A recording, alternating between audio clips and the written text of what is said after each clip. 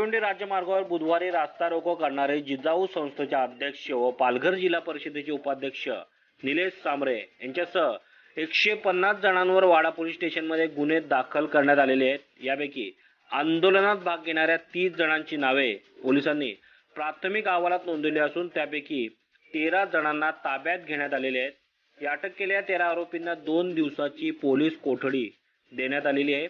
या सर्व आंदोलकांवर कलम 353 सह अन्य कलम, साथरोग प्रतिबंधक कलम व आपत्ती व्यवस्थापन कलम या कलमाद्वारे गुन्हे दाखल करण्यात आलेले आहेत। रास्ता रोको करणाऱ्या जिल्हा परिषदेचे उपाध्यक्ष निलेश सांबरे यांच्यासह अन्य कार्यकर्त्यांवर गुन्हे दाखल झाल्याने सर्वत्र खळबळ माजलेली आहे। वाडा-भिवंडी महामार्गाची दुरवस्था झाली असून रस्त्याची त्वरित दुरुस्ती करावी व अन्य मागण्यांसाठी जिजाऊ संघटनेचे अध्यक्ष व पालघर जिल्हा परिषदेचे उपाध्यक्ष निलेश सांबरे यांच्या नेतृत्वाखाली कार्यकर्त्यांनी वाड्यातील कुडूस येथे रास्ता रोको आंदोलन करत राज्यमार्ग रोखून धरला होता।